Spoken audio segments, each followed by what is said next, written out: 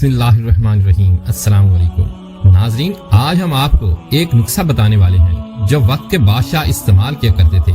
क्योंकि बादशाहों की एक बीवी नहीं होती थी, 4 से 5 बीवियां तो लाजमी होती थी। एक बार बादशाह की मलका ने बादशाह को कहा, बादशाह सलामत, बहुत दिन हो गए हैं, आप दूसरी बीवियों के पास जा रहे हो। आज तो कोई मिसाइल मेरी झोपड़ी पर गिराए के मेरी झोपड़ी तबाह हो जाए। नुस्खा बताने से पहले एक बात नोट कर लें, वीडियो मुकम्मल देखनी है क्योंकि वीडियो में दवाई के बारे में नसीहत है। अगर आप वीडियो देखे बगैर नुस्खा चाहते हो तो वीडियो छोड़कर जा सकते हैं। आपको बादशाह की स्टोरी सुनाते हैं। ये बादशाह की पहली बीवी थी।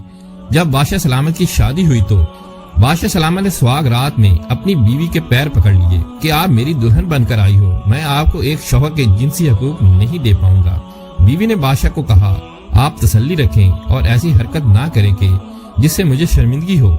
आप मुझे बताएं कि क्या मसला है, लेकिन मेरी मिन्नत समाजित ना करें। आखिर आप मेरे शौहर हैं, आपकी हर एक बात सर आंखों पर। आप बताएं कि क्या बात है। तो बादशाह सलामत ने कहा कि मैं नामर्द हूँ, मेरे अज़्ज़ो तनासल में इतनी ताकत नहीं कि मैं आपको जिनसी सुकून और औलाद दे सकूं। इसलिए आपने मेरी इज्जत रखनी है, बात लोगों तक नहीं निकलनी चाहिए, किसी को इस बारे में पता ना चले। बीवी बादशाह की सोच से भी ज्यादा वफादार निकली। शादी को एक के बाद 2, 3, 4 साल गुजरे।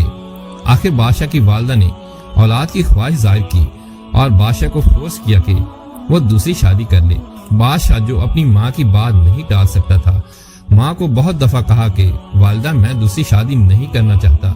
कई दिन गुजरे के वालदा ने जबरदस्ती दूसरी शादी की बात पक्की कर ली। बादशाह सलामत घर से गायब हो गए और सोचा कि अब वापस घर नहीं जाऊंगा। अगर मेरी शादी हो गई तो सबको पता चल जाएगा कि मेरी जीन्स में खराबी है, मैं नामर्द हूँ। यही सोच में गुम बादशाह सलामत अनजान रास्तों पर चल रहे थे कि फकीर की झोपड़ी में जा बैठे, जहाँ एक पानी का घड़ा पड़ा था। बादशाह सलामत ने पानी पिया और वहीं बैठ गया। थोड़ी देर गुजरी, फकीर आ गया। बादशाह सलामत को देखकर खुश हुआ, लेकिन बादशाह बहुत ज्यादा परेशान था। जब फकीर से थोड़ी बातचीत हुई तो बादशाह सलामत ने फकीर को अपनी कहानी सुना दी। फकीर ने कहा, बादशाह सलामत, आपको आपके कदम सही जगह ले आए हैं। फकीर ने अपना पुराना संदूक खोला और एक पुड़िया निकाली और बादशाह को कहा, बादशाह सलामत, आपने शादी वाली रात माचिस की तीली लेनी है, इस पर यह दवाई लगानी है। याद रहे कि दवाई जितनी एक तीली पर आए उतनी ही लेनी है और साथ में 2 चम्मच मक्खन लेना है। ये दवाई मक्खन पर डालकर खानी है। बादशाह सलामत ने कहा, क्या ये काम करेगी? तो फकीर ने कहा, बादशाह सलामत 100% करेगी। बादशाह घर वापस आए। 2 दिन बाद शादी हो गई। अब बादशाह अपनी पहली बीवी के पास बैठे हैं। बीवी ने कहा, आप जाएं, दुल्हन इंतजार कर रही होगी। लेकिन बादशाह सलामत ने कहा, मैंने इधर ही सोना है। आखिर बादशाह की वालदा आ गई। कहा, तुम दुल्हन के कमरे में क्यों नहीं गए? आखिर बादशाह सलामत को दुल्हन के पास जाना पड़ा। बादशाह सलामत कमरे में दाखिल हुए और फकीर की बात याद आई। वो दवाई उठाई, बगैर मक्खन के जल्दी जल्दी से पानी से सारी की सारी दवाई ले ली। अब दुल्हन से बातचीत, जान पहचान हुई। कुछ देर बातों में गुजरी के बादशाह सलामत का अज़्ज़ो तनासल में मजबूती और सख्ती आने लगी। बादशाह सलामत का मुंह तकलीफ से रेड हो गया और बहुत ताकत महसूस की।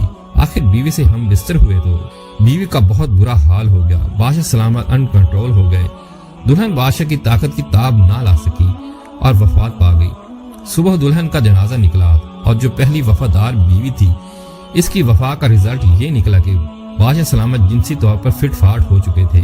कहानी सुनाने का मकसद ये है कि हकीम जो नसीहत करे इसको याद रखा जाए, जो दवाई दे उस दवाई की मिकदार को याद रखा जाए, वरना नतीजा बहुत बुरा होता है।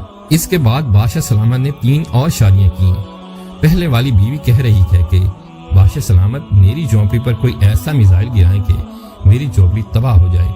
फिर बादशाह को फकीर दोस्त की बात याद आई और फकीर अब बादशाह के पर्सनल सेक्रेटरी बन चुका था।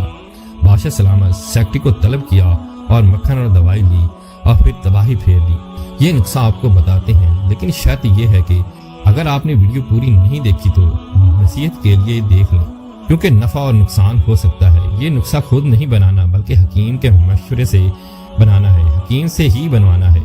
शिंगरफ को देसी लहसुन के साथ पकाना होता है, फिर उसको 10 से 15 दिन कूटना होता है, इसको मारना होता है वरना नुकसान देता है। फिर एक माचिस की तीली के ऊपर जितनी दवाई आए उतनी ही मक्खन में डालकर खानी है।